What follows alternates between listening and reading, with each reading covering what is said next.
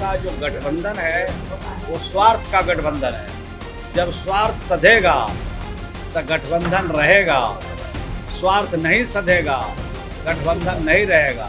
कि मुख्यमंत्री का उम्मीदवार कौन होगा और उचित समय में उसकी घोषणा की जाएगी, उचित समय का भी इंतजार होगा। यहाँ व्यक्ति मुद्दा नहीं है, मुद्दा है राज्य की जनता। तो इनका तो बुद्धि भ्रष्ट होगा ही, इनका न गठबंधन होगा और न इनके गठबंधन होंगे भी तो इनके तरफ कोई जाने वाला नहीं है। आगामी विधानसभा चुनाव को लेकर के महागठबंधन में सीएम के चेहरा पर कई सवाल उठ रहे हैं।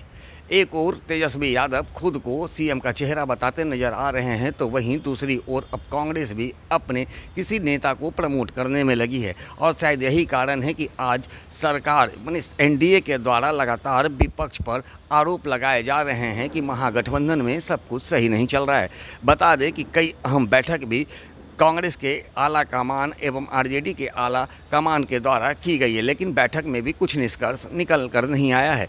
बता दें कि बीते दिनों दिल्ली में कांग्रेस के बड़े नेता राहुल गांधी व राष्ट्रीय अध्यक्ष मल्लिकार्जुन खड़गे के साथ नेता प्रतिपक्ष बिहार के नेता प्रतिपक्ष तेजस्वी यादव की एक अहम बैठक होती है, और जो आशंकाएं जा रही थी कि शायद अब जो है कि बिहार के विधानसभा चुनाव में मुख्यमंत्री के चेहरा पे कुछ मोहर लग सकता है। लेकिन हाँ, इस बैठक के बाद भी कुछ निकल कर सामने नहीं आया। लेकिन इस बैठक के बाद जब हमने बिहार कांग्रेस के प्रवक्ता राजेश राठौर एवं जेडीयू कोटे के बिहार सरकार के मंत्री श्रवण कुमार से बात की, तो इन तमाम मुद्दों को लेकर क्या कुछ कहते नजर आ रहे हैं कांग्रेस प्रवक्ता राजेश राठौर व जेडीयू कोटे के मंत्री श्रवण कुमार। आइए सुनाते हैं। कल महागठबंधन की बैठक तेजस्वी के चेहरे को लेकर अब तक साफ स्पष्ट नहीं हुआ है, महागठबंधन का चेहरा अब उनका मामला है।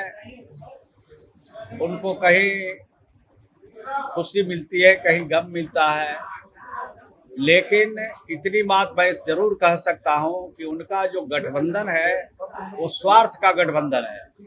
जब स्वार्थ सधेगा तो गठबंधन रहेगा, स्वार्थ नहीं सधेगा गठबंधन नहीं रहेगा।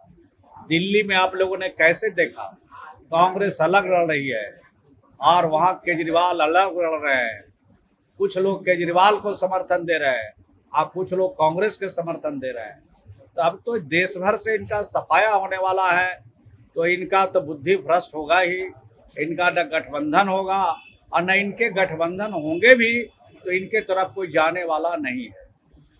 राहुल गांधी खड़गे साहब रहते हैं, लेकिन कुछ सहमति नहीं बनती है। फिर कल भी बैठक आप लोगों की होनी है पटना में आरजेडी के सुप्रीमो लालू प्रसाद यादव की आवाज पे। क्या लगता है कि सीएम फेस पे जो चर्चा हो रही है उसमें विराम लग पाएगी?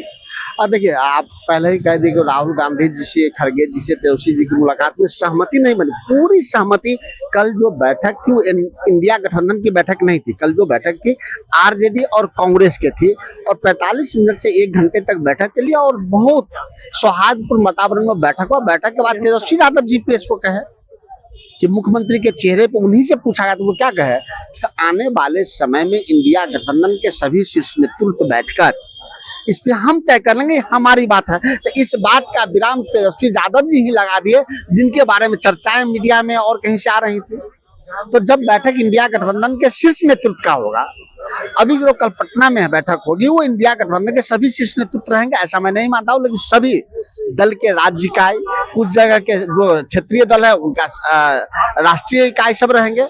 उसमें फिर एक बड़ा प्रारूप 17 तारीख वाला में तैयार किया जाएगा कि किस प्रकार से हम चुनावी मैदान में जाएंगे। इसकी बड़ी रूपरेखा तैयार की जा रही है, उस पर चर्चा होगी। क्योंकि कई स्ट्रेटजी ऐसे तय की जाती है जिसको सार्वजनिक हम नहीं करते हैं, परंतु एक बात संदेश साफ है कि इंडिया गठबंधन व्यापक भी होगा और इंडिया गठबंधन मजबूती से चुनाव भी लड़ेगा। 17 तारीख के संसद में कयास लगाए जा रहे हैं कि एक बार आप लोगों की ओर से कन्हैया कुमार भी हैं, उनको भी आगे करने की बात की जा रही है। तो क्या कांग्रेस जो है तेजस्वी यादव के नाम पे मान जाएगी?